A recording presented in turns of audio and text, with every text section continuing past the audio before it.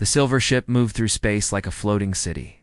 Smooth walls gleamed under distant starlight as it drifted toward the small yellow star. Inside the massive vessel, hundreds of aliens worked at their stations. They had done this many times before. First contact was routine for the Galactic Confederation.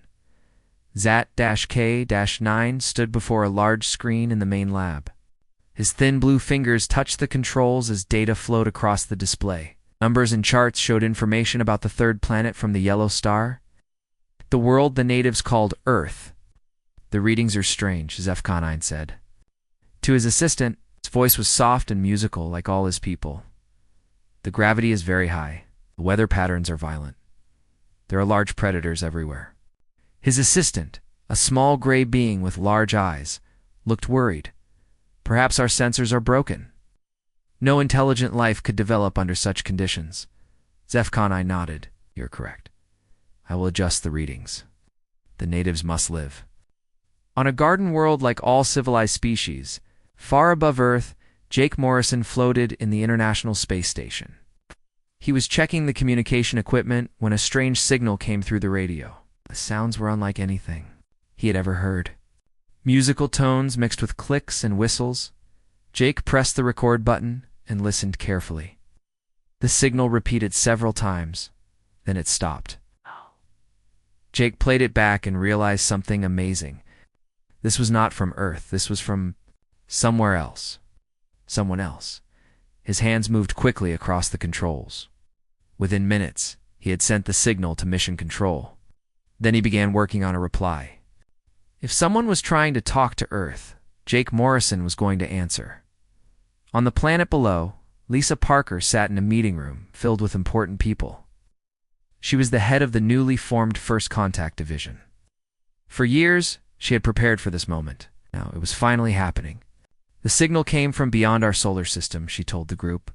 "Captain Morrison on the space station has confirmed it." "We are not alone." The room filled with excited voices. Some people looked scared. Others looked excited. Lisa raised her hand for quiet. "We need to be careful," she said. "We don't know who they are or what they want, but we must be ready to talk to them." Back on the alien ship, Supreme Coordinator Thelmori received Jake's reply. She was tall and graceful, with skin that changed colors like a rainbow. She had overseen first contact with dozens of species. This should be simple, but the human response puzzled her. Most new species sent messages of fear or worship when they met the Confederation. The humans had sent technical questions. They wanted to know about the alien ship's engines and weapons. They suggested meeting at a space station halfway between Earth and the alien vessel. "They show no fear," Thelmori said to her council. "They ask for technical data as if they are equals." "How strange." "Perhaps they do not understand our power," suggested one council member. "When they see our technology, they will respond properly."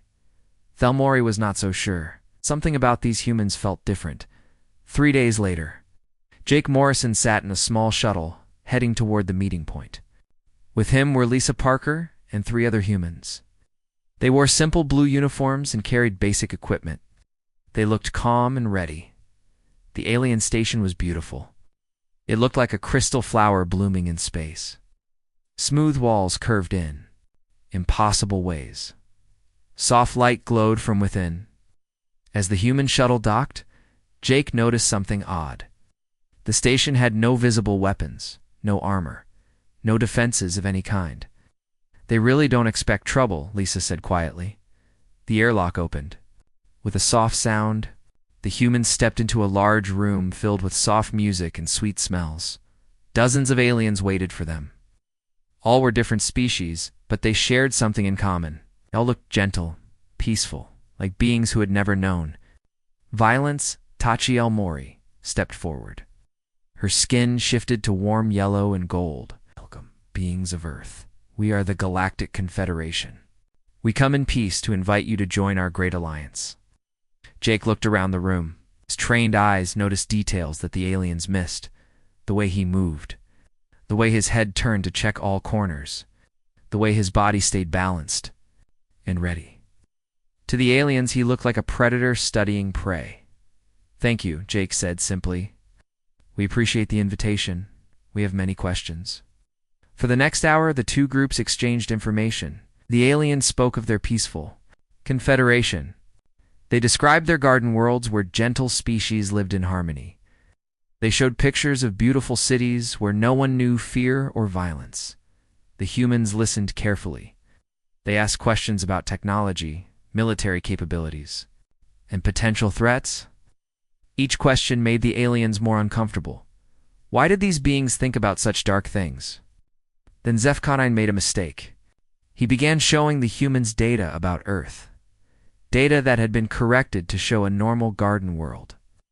Your beautiful planet has such mild weather, he said. The gentle creatures must make wonderful companions. Lisa Parker raised an eyebrow. Gentle creatures? You mean like the sharks? Or the bears? Maybe the poisonous snakes. The room grew quiet. Zefkanine looked confused. I'm sorry, our data shows only peaceful life forms. Jake pulled out a small device. Images appeared in the air above it. A great white shark attacked its prey. A grizzly bear stood on its back legs, roaring. A cobra struck with lightning speed. Scenes of Earth's predators filled the room. The aliens stepped backward. Some made frightened sounds. They had never seen such creatures outside of their worst nightmares. These live on your world, Thelmori asked, her skin shifting to dark blue. These are our neighbors, Lisa said. We share the planet with them. Some we hunt, some hunt us. It's been this way for millions of years. The implications hit the aliens like a wave. These humans came from a world of predators. They'd evolved among creatures that could kill them. Yet somehow, they had not only survived, but built a civilization that could reach the stars. Suddenly, alarms began to sound throughout the station. Red lights flashed. An automated voice spoke in the alien language. Something was wrong in the engine room. The aliens panicked immediately. They had never dealt with real emergencies. Their peaceful lives had not prepared them for crisis. Some ran toward the exits. Others stood frozen with fear. Jake Morrison reacted differently. His training kicked in. He moved toward the danger, not away from it. What's the problem? Asked Thelmori. Coolant leak in the engine section, she said, her voice shaking. The area is being evacuated. The radiation will kill anyone who goes there. Through the station's windows, Jake could see a small figure trapped behind a collapsed wall in the engine room. It was one of the alien researchers. The being was hurt and could not move. Someone has to get him out, Jake said. Impossible, Thelmori replied. The radiation levels are fatal. We must wait for the automatic systems to fix the problem. How long will that take? Several hours. Jake looked at the trapped alien. Several hours? The being would be dead. He made his decision quickly, like humans always did when lives were at stake. I'm going in, he said. The alien stared at him in shock. You will die, Zefkanine said. Maybe, Jake replied, but he'll definitely die if I don't try. Before anyone could stop him, Jake was moving. He grabbed an emergency suit from the wall and put it on as he ran toward the engine section. The other humans watched him go with pride, not surprise. This was what humans did. Lisa Parker turned to the stunned aliens. You might want to open the doors for him. He's coming back with your friend. 15 minutes later, Jake emerged from the engine section. He carried the injured alien in his arms. His suit was damaged. Radiation alarms screamed around him. He was smiling as the station's medical team took care of the rescued alien. Thelmori approached Jake. Her skin showed colors that had no names. She was trying to understand what she had just witnessed. Why did you risk your life for one of us? She asked. You barely know us. Jake looked surprised by the question. He needed help. That's enough, Dan. In that moment, the Galactic Confederation realized they had not made contact with another civilized species. They had discovered something entirely new. Beings who combined the strength of predators with the heart of protectors. Creatures from a death world who chose to save life wherever they found it. The galaxy would never be the same. Dr. Amy Richardson stepped out of the medical scanner with a smile on her face. Around her, A team of alien doctors stared at their equipment with confusion. She had volunteered for the medical exchange program 2 weeks ago. Since then, she had been poked, prodded, and tested more than any human in history. "The results cannot be correct," said Healer Velton, the chief medical officer. His 6 arms moved nervously as he checked the readings again. "No species has bone density this high. Your skeleton should be too heavy for you to move." Amy laughed. "I run 5 miles every morning." "Right. Want to see?" The alien doctors exchanged worried looks. In their experience, intelligent species were fragile. Their own bones were light and hollow like bird bones. Their muscles were designed for precision, not power. The idea of running for pleasure was completely foreign to them. On Earth, Colonel Rick Hayes watched the alien observation posts through his binoculars. The visitors had built small research stations around the planet. They wanted to study human civilization before making any major decisions. Rick's job was to make sure they stayed safe while keeping Earth's military secrets protected. His radio crackled. "Colonel, we have a situation at Research Station 3. Rick grabbed his gear and headed for his vehicle. Station 3 was in the Amazon rainforest. The aliens had wanted to study Earth's environment firsthand. Rick had tried to warn them about the dangers, but they insisted their technology could handle anything. 20 minutes later, Rick arrived at the research station. The building looked like a crystal bubble sitting in the middle of the jungle. Through the transparent walls, he could see alien researchers running around in panic. Their equipment was making loud warning sounds. Rick knocked on the main door. A small green alien opened it. The being's 4 eyes were wide with terror. "Please help us," the alien said. "Something is wrong with this place. Our sensors detect poison everywhere. Deadly creatures surround us. Cannot leave the building." Rick looked around the jungle. To him, it looked normal. Green plants, singing birds, the sound of insects. This was nature. This was home. "What kind of poison?" Rick asked. "The plants produce toxic chemicals. The air contains dangerous spores. There are creatures nearby that could kill us with 1 bite." Rick nodded. "You mean the flowers, mushrooms, and snakes?" "You know about these dangers?" the alien asked, surprised. "I grew up in places like this," Rick said. "My grandfather taught me which plants were safe to eat and which ones to avoid. It's basic survival knowledge." The alien stared at Rick as if he had said something impossible. "He lived among these death traps as a child." Rick smiled. "It's not that dangerous once you know what you're doing. Watch." Rick walked into the jungle. The aliens pressed against their windows, expecting to see him die. Instead, they watched him move through the deadly environment like he belonged there. He avoided the poisonous plants without looking at them. He stepped over hidden holes that would have trapped the aliens. When a snake appeared on the path, Rick simply stepped around it and kept walking. After 10 minutes, Rick returned with fresh fruit and clean water he had found in the jungle. The aliens could not believe what they had seen. Meanwhile, the Confederation medical facility, Amy Richardson was causing more problems. She had volunteered to help with their research, but every test showed results that scared the alien scientists. "Your immune system is attacking our medical nanobots," Dr. Zimka reported. "Their white blood cells treat our most advanced technology." "As an infection? Is that bad?" Amy asked. "For us, yes. These nanobots are designed to repair cellular damage. Your body destroyed them in minutes." "What kind of diseases exist on your world that would create such a powerful immune system?" Amy thought about it.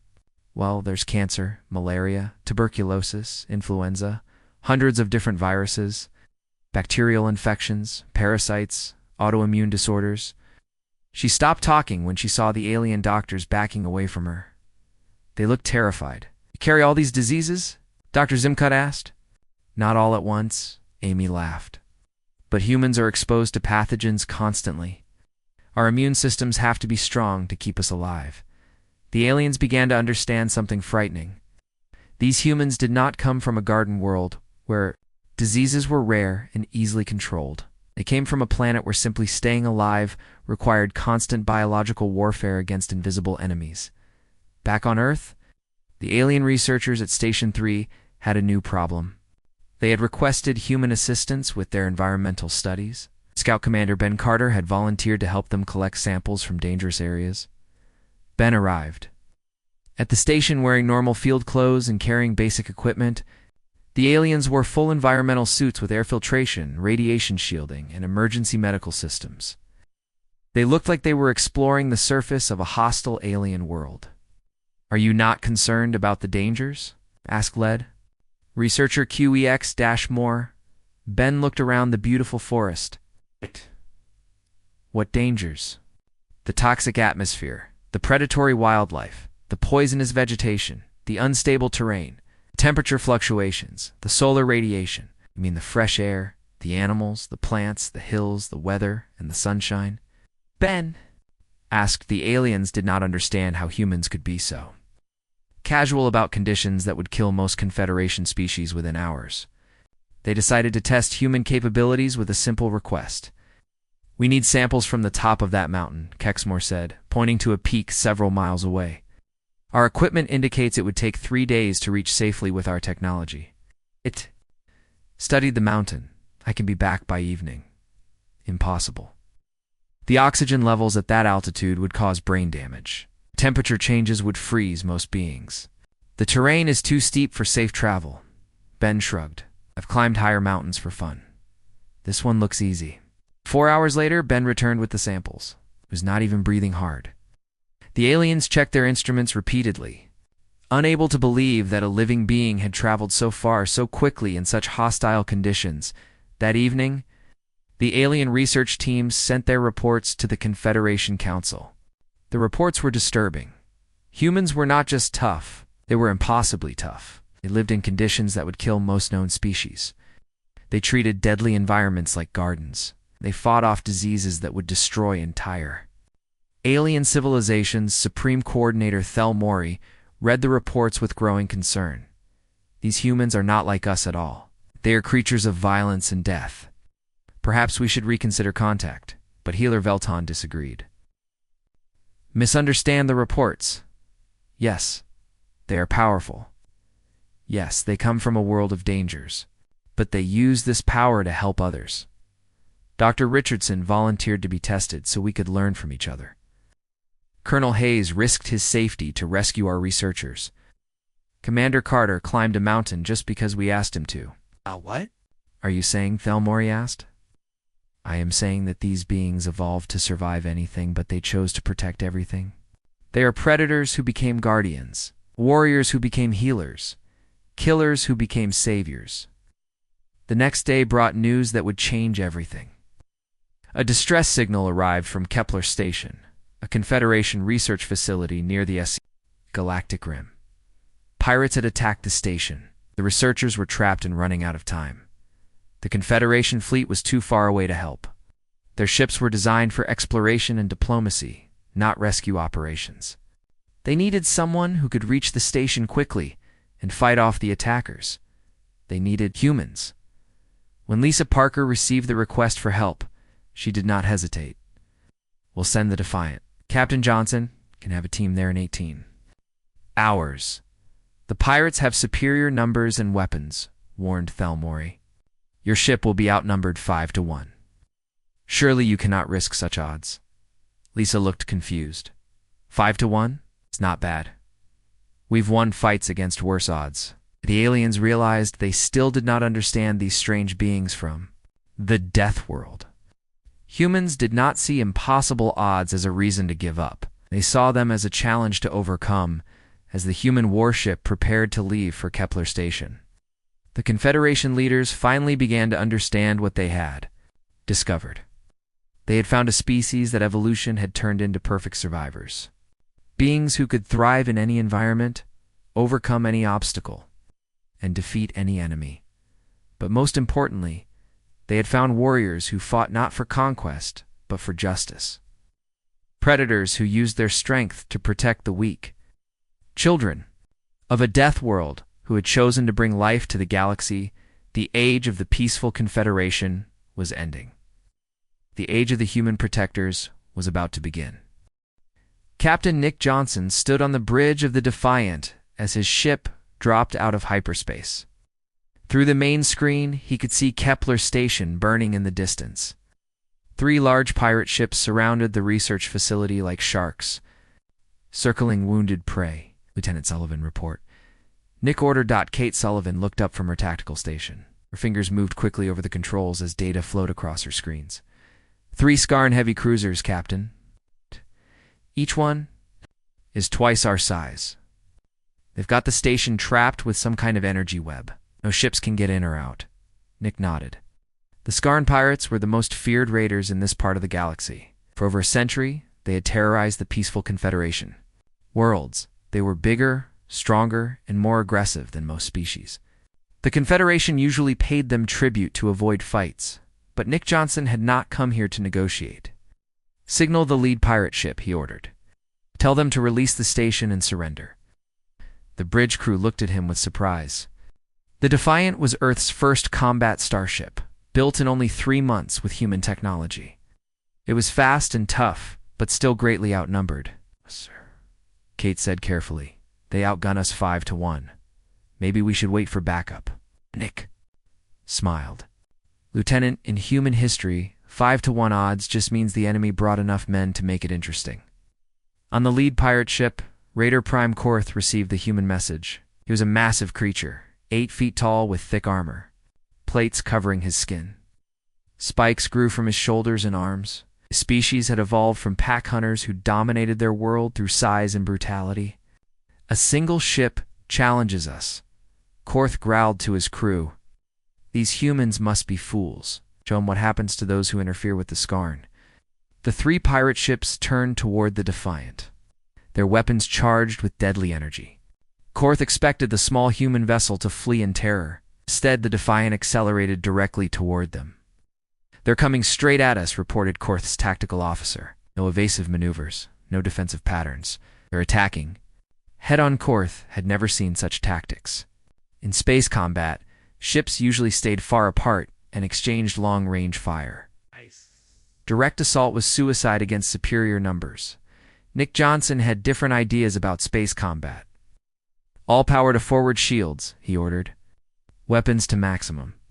Ramming speed. The Defiant shot forward like a bullet. The pirate ships opened fire, but the human vessel was moving too fast for accurate targeting. Energy blasts flew past the Defiant as it closed the distance. At the last second, Nick pulled up hard. The Defiant skimmed over the first pirate ships, hull, firing every weapon at point-blank range. Explosions ripped through the pirate vessel's armor. Systems failed throughout the ship.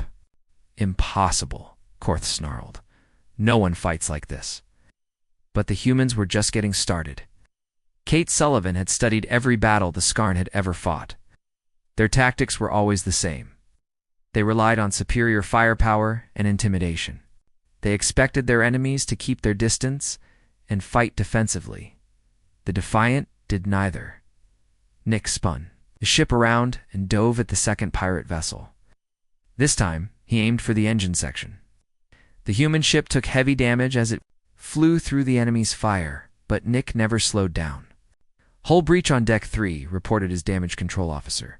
Engine efficiency down to 70%. More than enough, Nick replied. Target their weapon systems. The second pirate ship tried to turn away, but the Defiant was too fast. Human weapons tore through the pirate vessel's defenses. Secondary explosions lit up the enemy ship as ammunition stores detonated. Korth watched in growing alarm as his raiders struggled against a single small ship. The humans fought like madmen. They took damage that should have destroyed them and kept attacking. They used their ship like a weapon, ramming and slashing at his forces. Pull back, Korth ordered. Form defensive formation. But Nick Johnson was not finished.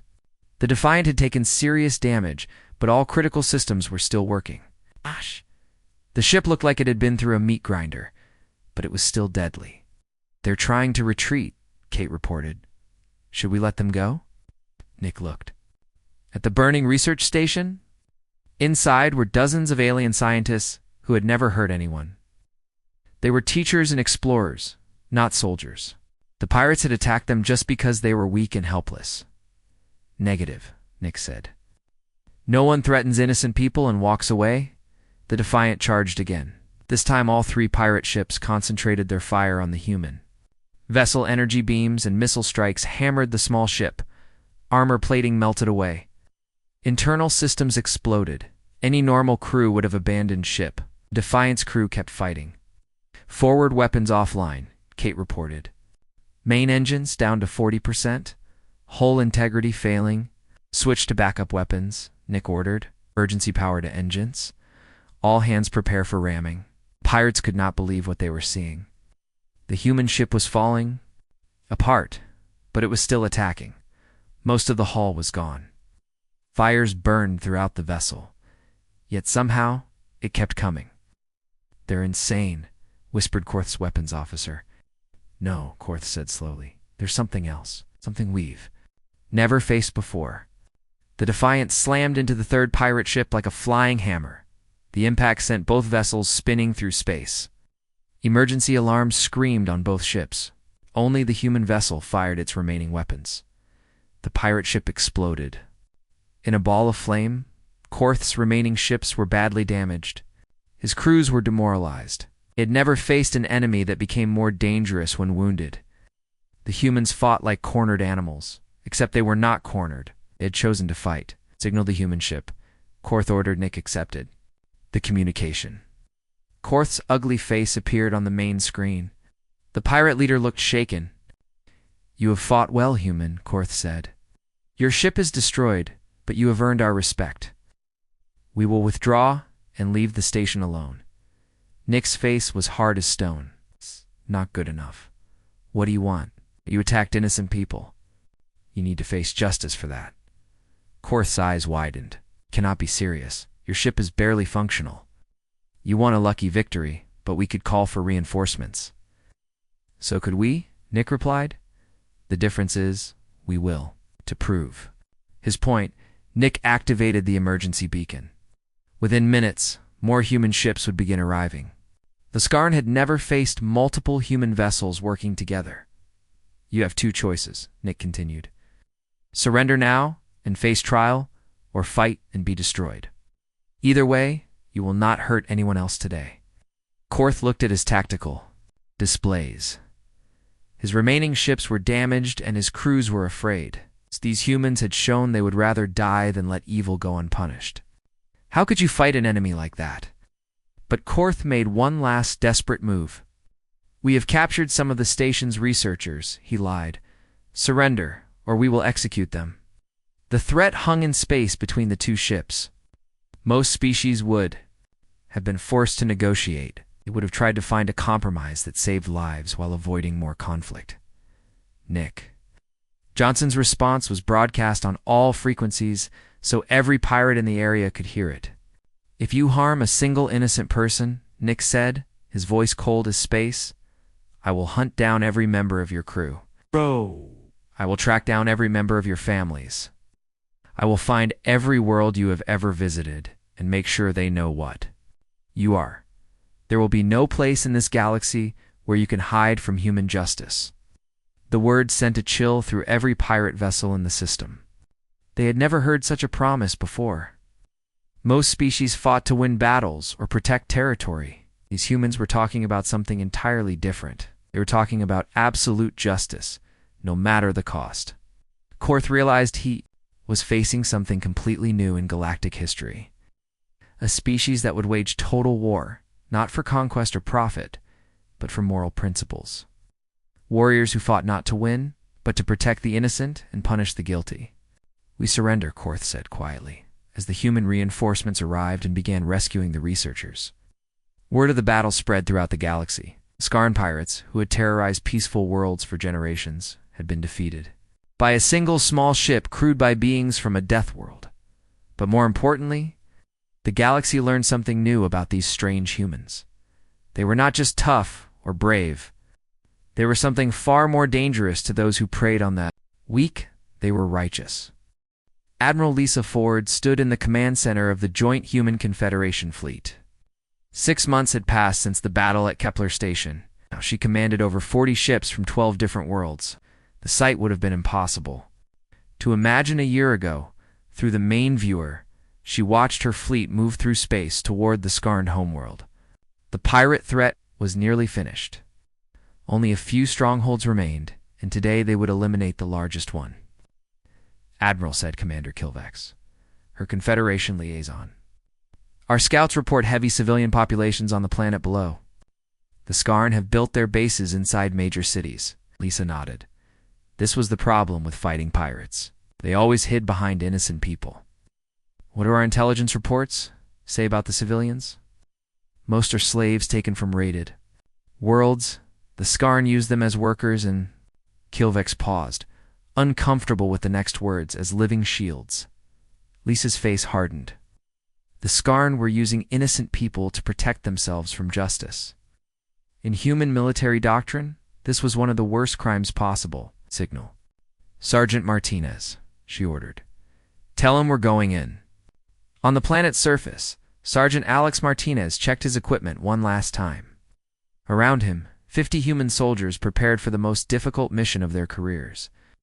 They had to capture the pirate leaders while protecting thousands of innocent civilians. Remember the rules, Alex told his team? "Every civilian life is precious. We're here to free them, not to win a war. If you have to choose between capturing a pirate and saving an innocent person, save the innocent person." The soldiers nodded. This was the human way of war. Victory meant nothing if it came at the cost of innocent lives. Meanwhile, on the Confederation, Flagship Council Speaker Memdar watched the human preparations with amazement. Her people had suffered under Skarn raids for decades. She had seen entire cities burned and populations enslaved. Yet here were beings from a death world planning to risk their lives to save people they had never met. "Do not understand," she said to Admiral Ford. "Your people could simply destroy the planet from orbit. It would be faster and safer. Why do you risk your soldiers' lives for strangers?" Lisa looked surprised by the question. "'Cause they're people. That's enough." The answer was so simple, yet so alien to most galactic thinking. The Confederation species had evolved from prey animals. Their instinct was to protect their own kind first. The idea of risking everything for strangers went against millions of years of evolution. But humans had evolved differently. The ground assault began at dawn. Human dropships descended through heavy fire from Skarn defense systems. Several ships were hit and crashed. But the soldiers inside continued their mission on foot. Alex Martinez led his team through the city streets. Explosions echoed around them as the pirates tried to stop their advance. But the humans moved with purpose and discipline. They had trained for urban warfare on Earth, where buildings and terrain could hide 1,000 dangers. "Civilian shelter ahead," reported Corporal Danny Rogers over the radio. 23 people inside. They look scared but unharmed. "Secure them and move on," Alex ordered. "Remember, we're not here to hold ground. We're here to free people." This confused the Skarn defenders. In every battle they had ever fought, the enemy tried to capture and hold territory. The humans seemed more interested in rescuing people than in winning battles. Raider Prime Korth commanded the defense from his fortress in the city center. He watched the tactical displays with growing frustration. The humans were not fighting like normal soldiers. They moved past strategic positions to reach civilian areas. They ignored military targets to focus on rescue operations. "They're not trying to defeat us," reported his tactical officer. "They're trying to save the slaves." "Then we use that against them," Korth snarled. He activated the citywide communication system.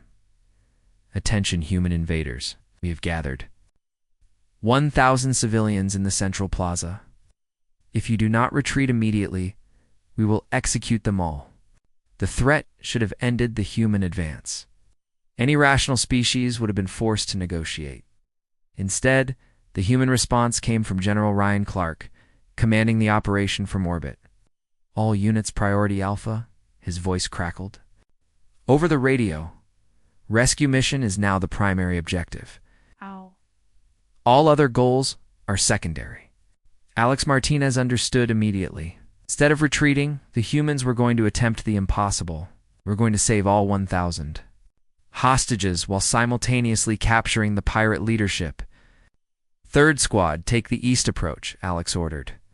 "Second squad, circle around to the south. First squad, with me through the center. Remember, every life matters." What happened next became legend throughout the galaxy. The human soldiers moved through the city like ghosts. They used tactics that prioritized civilian safety over their own survival. When pirates tried to use hostages as shields, the humans found ways to neutralize the threats without harming the innocent. Corporal Sarah Williams crawled through a drainage tunnel to reach a group of trapped civilians. Sergeant Mike Chen rappelled down a building's exterior to rescue a family caught in crossfire. Private Joe Adams carried an injured alien child 3 miles to safety while under heavy fire.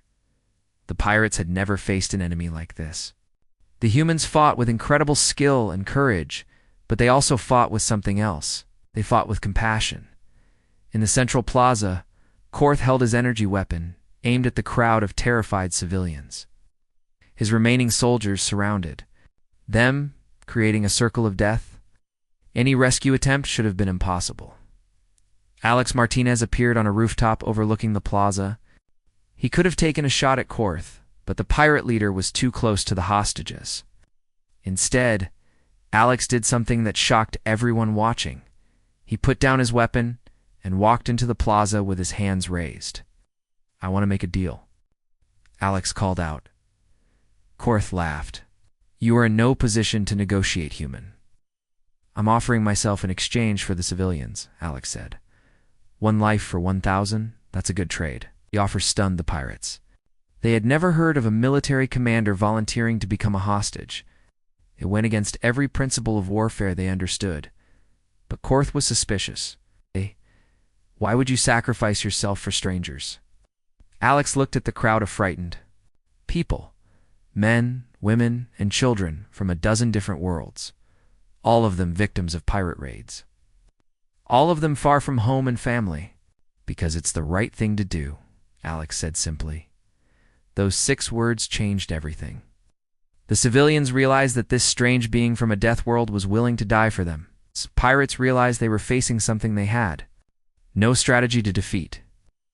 How do you fight an enemy whose greatest weapon is self-sacrifice? But Alex was not planning to sacrifice himself. He was buying time for his team to move into position. While Korth focused on the dramatic gesture, human soldiers crept closer through the shadows. When Alex gave the signal, everything happened at once. Smoke grenades filled the plaza. Stun weapons disabled the pirate guards. In 30 seconds of perfectly coordinated action, the humans rescued every hostage and captured every pirate. Korth found himself on his knees, surrounded by human soldiers. His weapons were gone. His army was defeated. His empire was destroyed. "We have won," he admitted. "What happens now? Will you execute us like we would have executed the hostages?" General Clark's voice came through Alex's communicator, loud enough for everyone to hear. "Greater Prime Korth, you and your followers will be transported to a Confederation court world. You will stand trial for your crimes. You will be allowed legal representation and a fair hearing." Korth stared in disbelief. "You're giving us a trial? After everything we've done?" "That's what justice means," Alex replied. "Even monsters deserve a fair trial. That's what separates us from you." As the last pirates were loaded onto transport ships, Council Speaker Memdar approached Admiral Ford. The Confederation representative had tears in her large eyes. "Your people risk everything to save strangers," she said. "You show mercy to enemies who showed none to others. You follow laws even when fighting those who break every law. How is this possible?" Lisa Ford looked out at the rescued civilians being reunited with their families.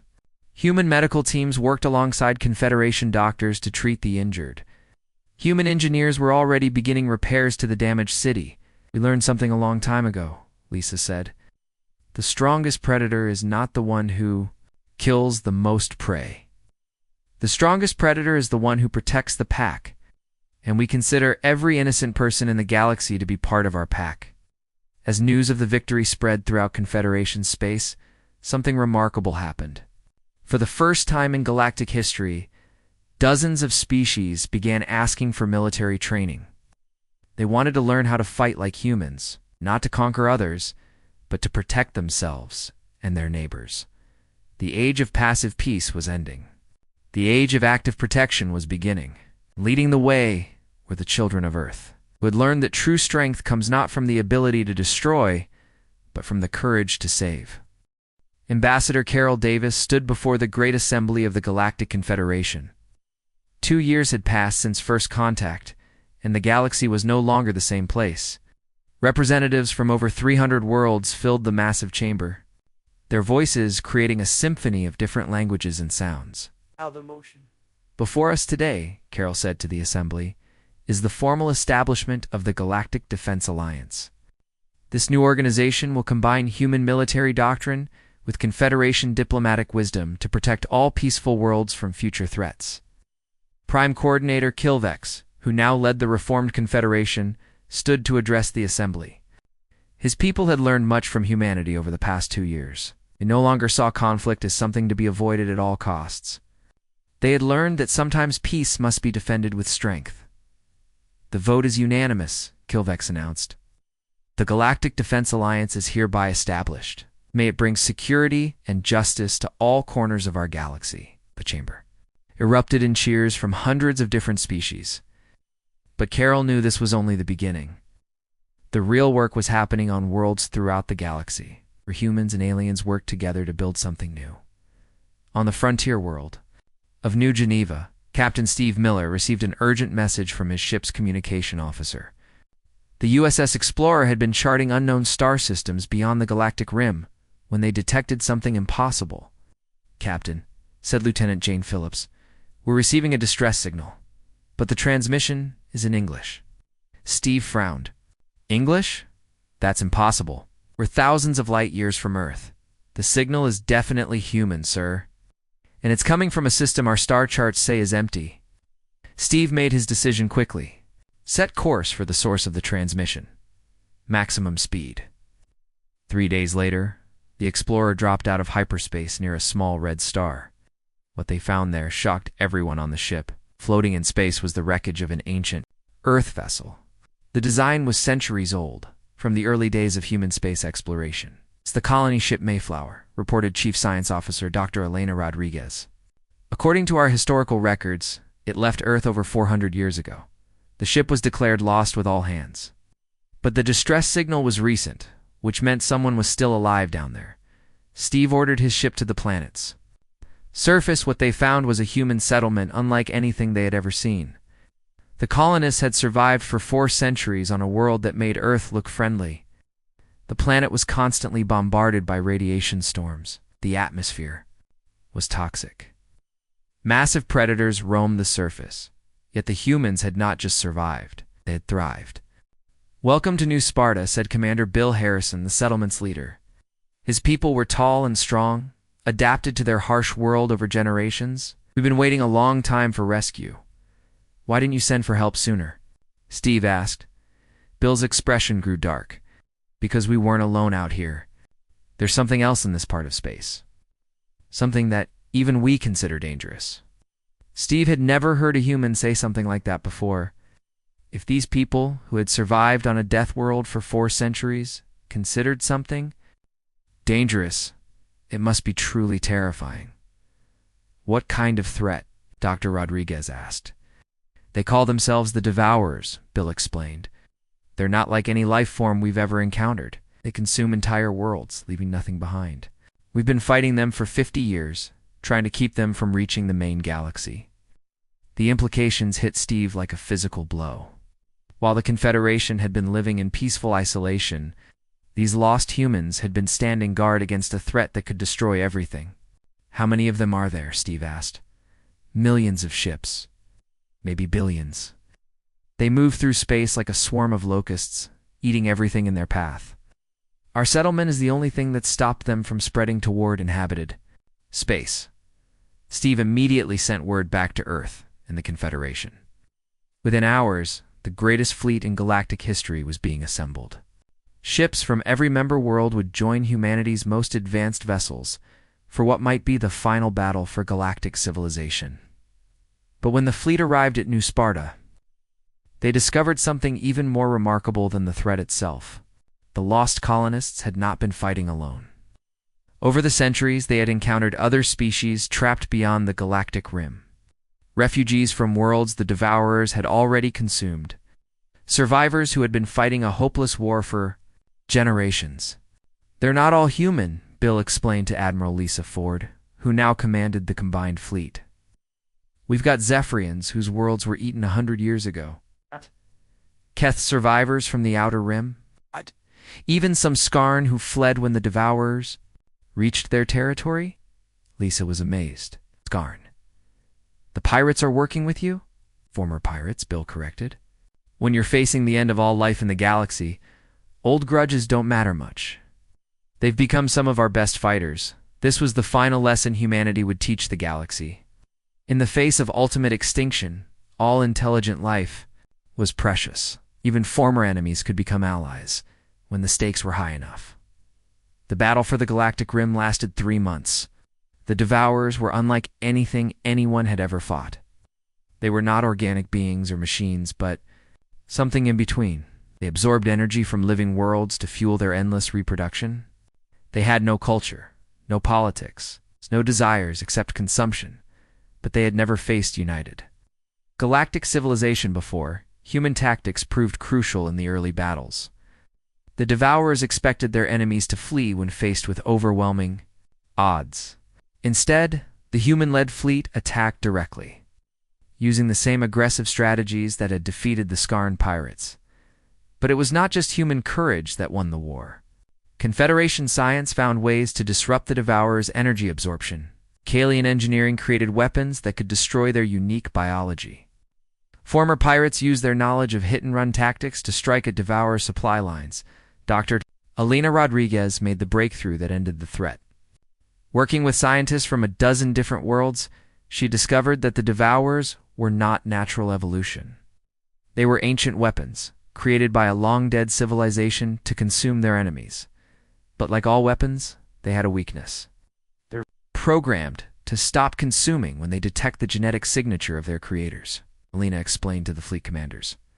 "If we can replicate that signature and broadcast it on the right frequency, we can shut them down." The final battle took place in the void between galaxies. Captain Steve Miller volunteered to carry the genetic shutdown signal into the heart of the Devourer swarm. His ship would have to penetrate millions of enemy vessels to reach the central command organism. "You won't survive the mission," Admiral Ford told him. Steve smiled. "Maybe, but billions of people will survive if I succeed. That's a good trade." Mission succeeded, but at terrible cost. Steve Miller's ship was destroyed just as the shutdown signal activated, but his sacrifice saved not just the Milky Way galaxy, but dozens of other galaxies the Devourers had been planning to consume.